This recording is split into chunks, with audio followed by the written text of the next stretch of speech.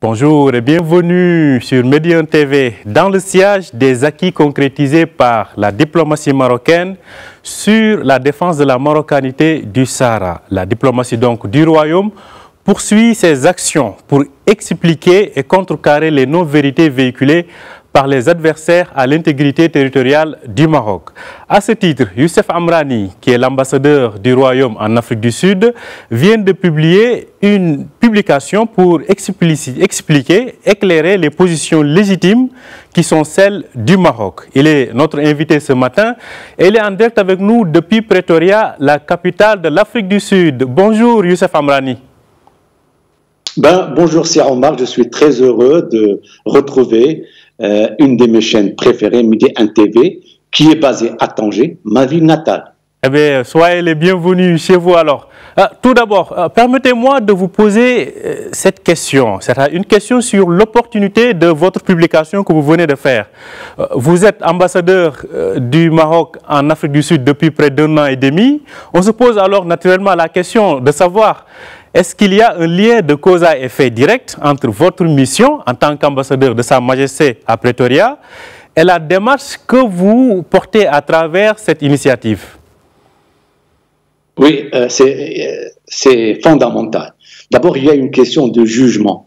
Il était pour moi essentiel de faire comprendre que la question du Sahara marocain n'est pas, ou du moins n'est plus une question de décolonisation depuis 1975. Depuis la libération du territoire par le Maroc à la faveur des accords de Madrid, le dossier du Sahara est aujourd'hui exclusivement géré par les Nations Unies. Et donc, c'est un dossier de l'intégrité territoriale du Maroc. Et il fallait expliquer un moment où certains pays isolés prennent encore à ce jour des options obsolètes comme l'organisation d'un référendum ou par deux colonies. Ils sont purement et simplement en porte-à-faux par rapport à l'histoire et à contre-courant du droit. Donc il était important pour moi d'expliquer, de clarifier que les Nations Unies ont enterré l'option référendaire depuis 2 décennies et ne font aucune référence à une quelconque occupation et soutiennent, bien entendu, pleinement le plan d'autonomie qu'ils considèrent comme prééminent qui a été présenté par le Maroc en 2007. Peut-être vous me direz quelle est la logique de ceux qui pointent du doigt le Maroc. Eh bien, je vous répondrai qu'ils n'ont pas de logique, mais juste un agenda politicien qui trompe personne. Donc, le fait est qu'aujourd'hui, ce genre de discours trouve de moins en moins de résonance auprès d'une communauté internationale qui n'est pas dupe sur les véritables questionnements qui doivent être posés aujourd'hui. Et tu me permettras, Omar, pour répondre enfin à ta première question, pour te dire qu'aujourd'hui, nous avons une inquiétude. La situation humanitaire à Tindouf, par exemple, préoccupe et constitue une source première d'inquiétude pour la communauté internationale. Des camps militarisés sont détenus par la force, des jeunes, des femmes sont instrumentalisés, séquestrés et réduits au silence déjà pendant plus de 40 ans. Et en tout cas, comme l'a expliqué dernièrement notre ambassadeur à Genève, cette situation qui perdure ne peut pas continuer par la volonté du pays hôte de la faire perdurer. L'Algérie, malheureusement, je terminerai ma question par là, se refuse le droit de la cohérence et la responsabilité comme démarche, alors que des appels. Et chez vous, à midi 1, j'ai vu la semaine dernière un reportage, vous avez parlé des différents appels du HCR, du Conseil de sécurité de l'Union européenne, et j'en oublie encore. Je m'excuse d'avoir été assez lent pour répondre à cette question, mais ces précisions s'imposaient. Je pense que c'est une très belle entrée en matière. Vous parlez d'une démarche pédagogique. Tout au long de votre publication d'une 40aine de pages, vous répondez d'ailleurs à 9 questions récurrentes pour comprendre et cerner le différent régional donc, du Sahara marocain. Quelles sont aujourd'hui, d'après vous, les principaux ombrages qui fausseraient les grilles de lecture et les compréhensions diplomatiques aux yeux des Sud-Africains? Eh bien, les deux questions sont liées. Évidemment, et là, je dois vous le dire, je ne dissocie pas ma mission en tant qu'ambassadeur de Samaj à Pretoria. Les messages que je porte à travers cette publication sont forts. Il y a toujours des liens de cause à effet. Rien n'est le fruit du hasard en politique étrangère. D'ailleurs, cette publication a été initialement rédigée en anglais pour un lectorat anglo-saxon et plus particulièrement sud-africain. C'est un secret pour personne et je vous le dis, dans cette région australe de notre continent, il y a encore une minorité des pays et d'acteurs qui s'isolent de la cohérence et s'obstinent dans une forme d'aveuglement. Et vous conviendrez, vous venez de le dire, qu'il y a un effort de pédagogie qui s'impose et cet ouvrage est en quelque sorte cette pédagogie nécessaire qui s'inscrit dans la cohérence d'une action beaucoup plus globale qu'entreprend la diplomatie marocaine. De Canberra à Abuja, en passant par Doha, Madrid ou Bogota, notre diplomatie porte les mêmes messages et les mêmes vérités. La marocanité du Sahara est une et indivisible. Les faits, l'histoire et le droit parlent pour eux-mêmes. Et tu conviendras, tu l'as dit au début de l'émission, le Maroc a une légitimité, une approche et un dossier embêtant.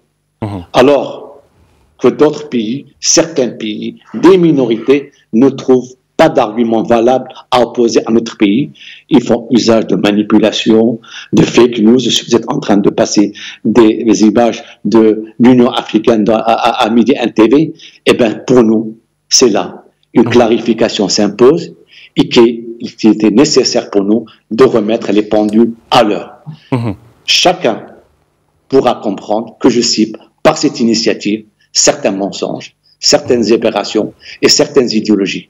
D'ailleurs, même si tu l'as remarqué dans l'ouvrage, la formulation des questions auxquelles je réponds est en réalité parlante. J'ai voulu volontairement partir de l'idéologie pour arriver à l'idée et déconstruire au passage toutes les contre-vérités.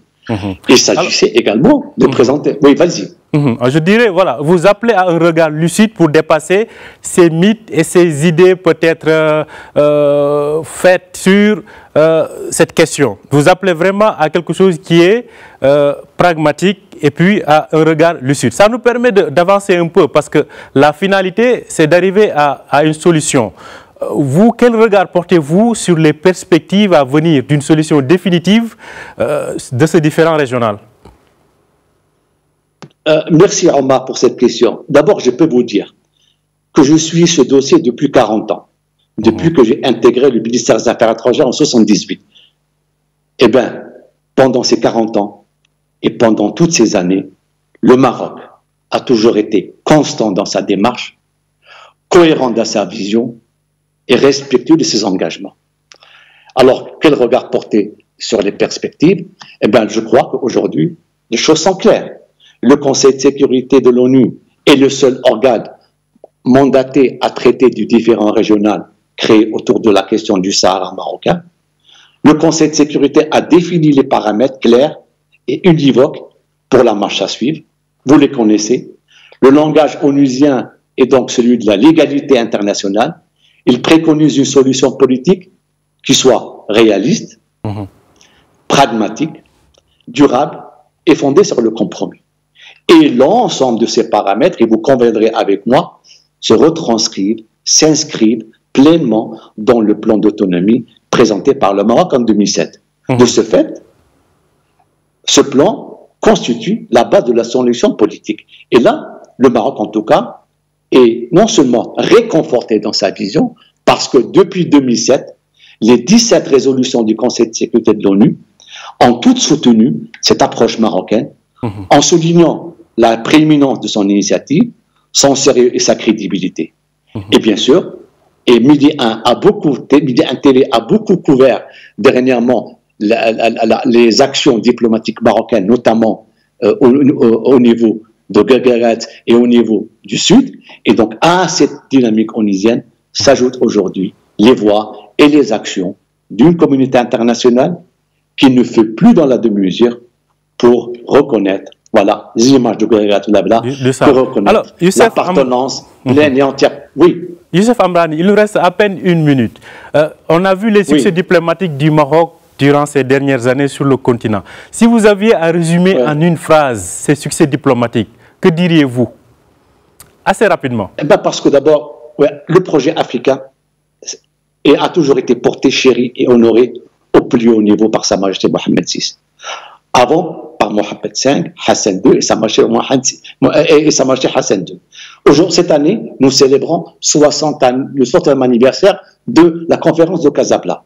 Je pourrais dire en deux mots que le Maroc n'économise aucun effort pour faire avancer une synergie africaine qui pousse inlassablement vers le progrès, la sécurité et le développement. Et Sa Majesté, le roi Mohamed VI, est porteur d'un destin africain ambitieux. Et à l'heure où la pandémie pose un défi historique à l'Afrique, Sa Majesté a tracé le cap par des principes et des valeurs.